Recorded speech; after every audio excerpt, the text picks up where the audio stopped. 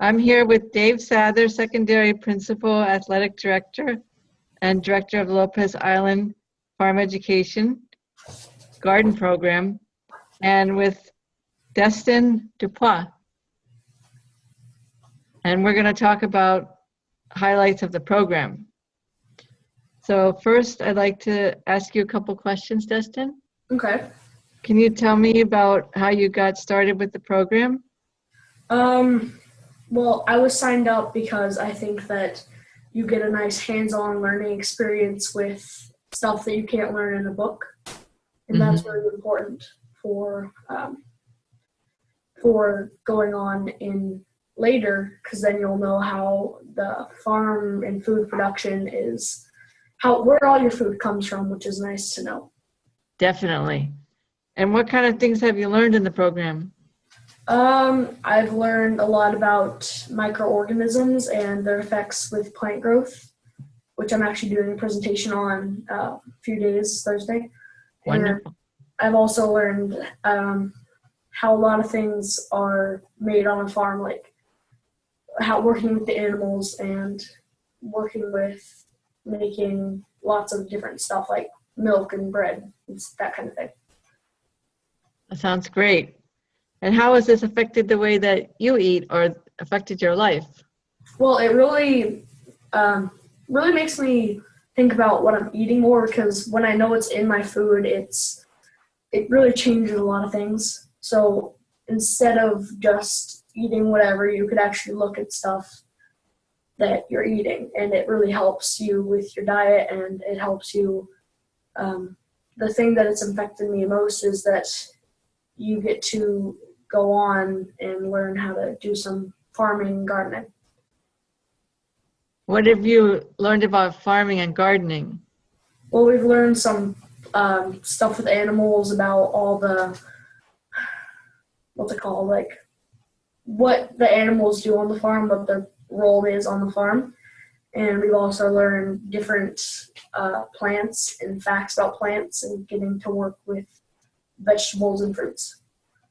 That's great. What's your favorite part of being involved in the program so far? I really like just working with everybody, and everybody's really working together as a team to get stuff done, and we're all learning together. It's a hands-on group learning experience. So if you feel like you're really part of a community that's interested in learning together. Yeah. How do you think this might connect to the larger movement about the environment and ecology and moving us toward a more ecological civilization and something that is more sustainable?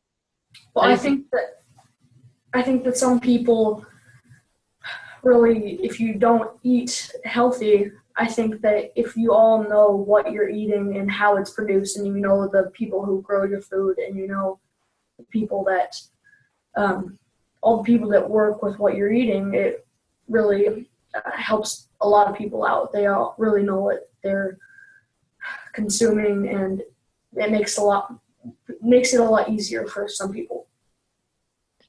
Yeah, I agree. It makes a huge difference.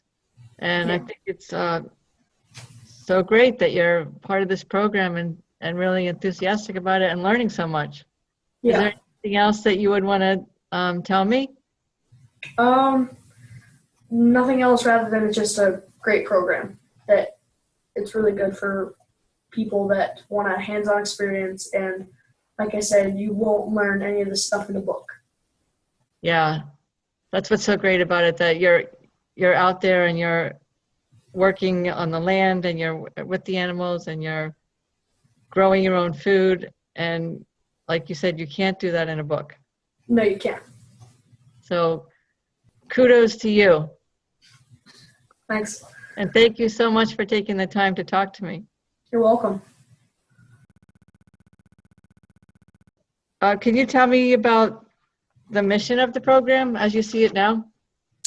As I see it now, it is for a greater appreciation of sustainable practices and the world that we live in. And obviously this touches on into the farm, food, and production class that Destin's in, our culinary class, wood shop, the garden enrichment for elementary, and the sustainable practices class that's going on for middle school and high school. What other community organizations are you involved with at this point? We're involved with QUIOT, the San Juan Island Agriculture? QUIOT is KWIAHT.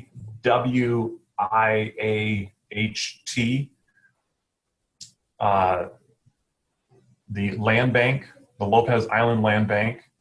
We then also have the Lopez Local Vores. And we have many partnerships with our farmers and ranchers here on the island. Great. What do you think have been your greatest successes to this point? And I would say that our greatest successes are those that don't come with a banner and those that don't come with, that can't be recorded by anything quantitative. It is knowing that our students that are leaving those programs are suddenly becoming more aware of what they're eating and how they are interacting with themselves, others, and the world at large.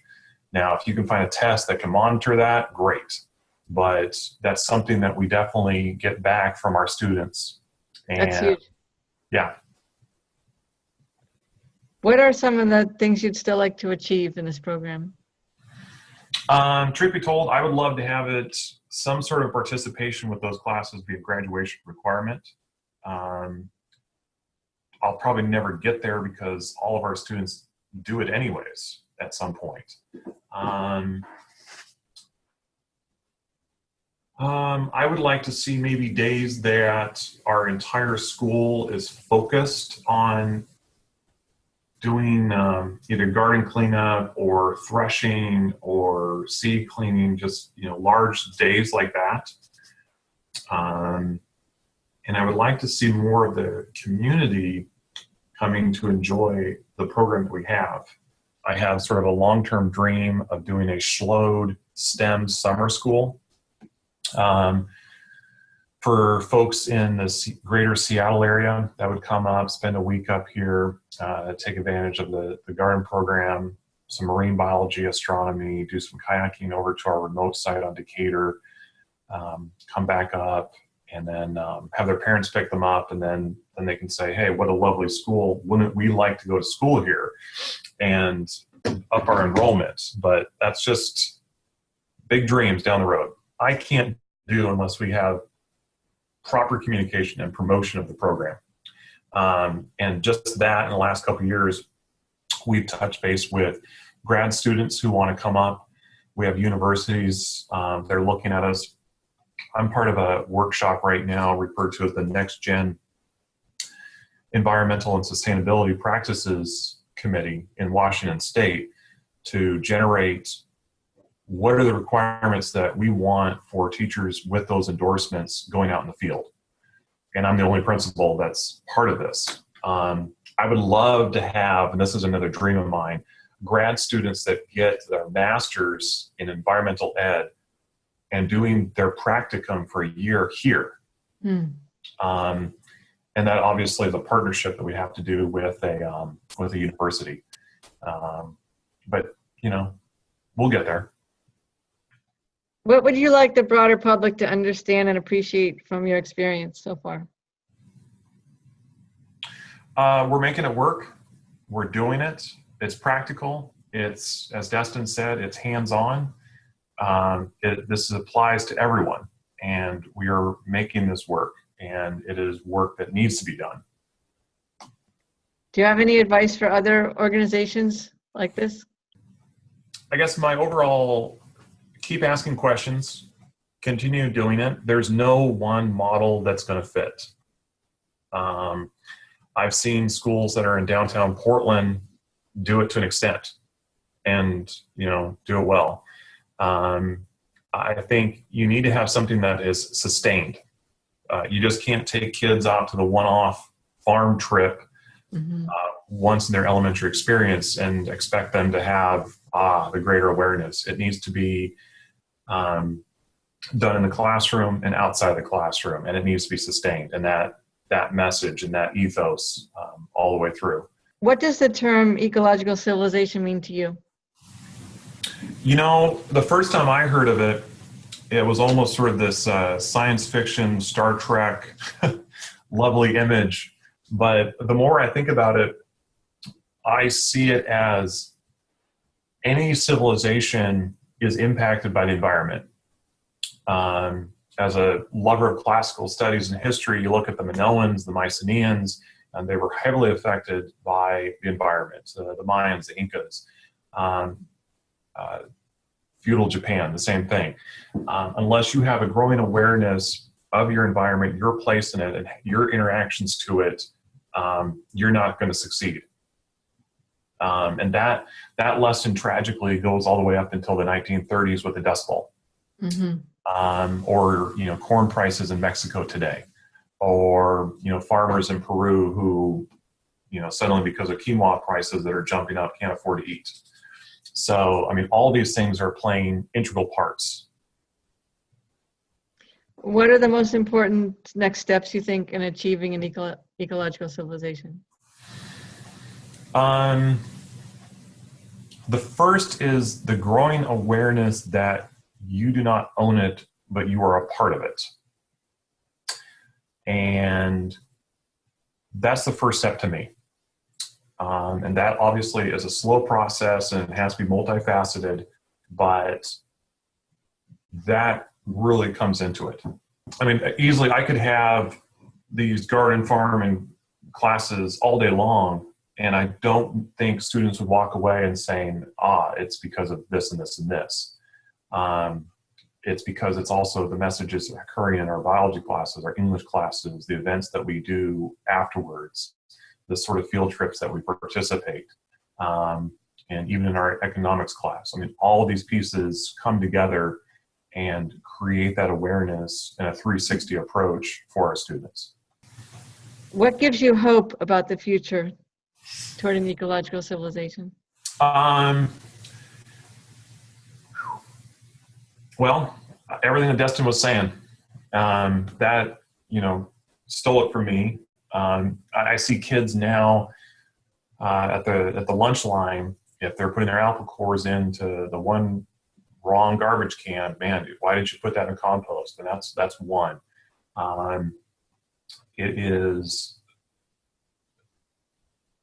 you know, my generation got excited because of, you know, saving the rainforests in the early 90s, and McDonald's giving away free trees. I'll never forget that. But, you know, ours is, the current generation is more, okay, yes, it happens here, but it also happens out there. And I don't feel like that is unique to Lopez. I think that's really something that's larger. I think that they are making the connections that impacts that they have impact somewhere else. And I only say that based on anecdotal sort of stuff that my students have overheard say in classes or in the hallway or on field trips. You know, we did a field trip one time, stop at the store.